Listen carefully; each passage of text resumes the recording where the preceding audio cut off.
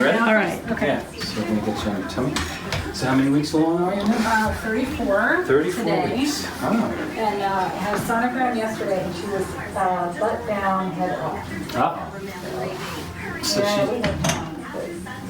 So she was not in the vertex position. No.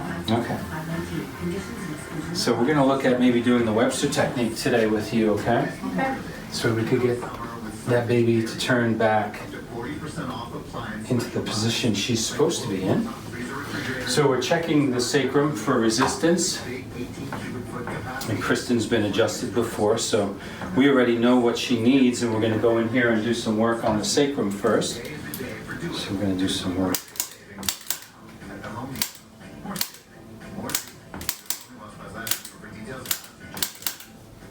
Although some people with autism have difficulty vocalizing their feelings, Stimulate the sacrum. Center for Autism, their smiles speak volumes. Whether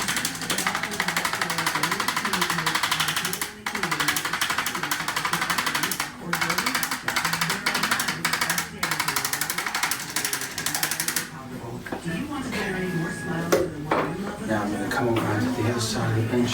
So I'm going to do some drop work here, Chris. This piece raises up, and then it drops away. Okay, you feel how that goes? You okay with that? Okay. So we're going to do again, sacral drop right here.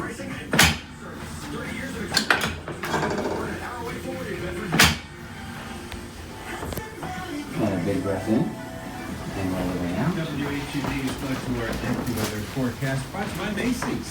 Macy's, where you'll find incredible deals of the day during their one-day sale. Yeah, since yesterday, she has been moving quite a bit, so she may have port back over. I have no idea. But at least at, 2 o'clock yesterday, she was head up and rear end down. Okay. Your first wasn't good, trust me. I don't know, honestly.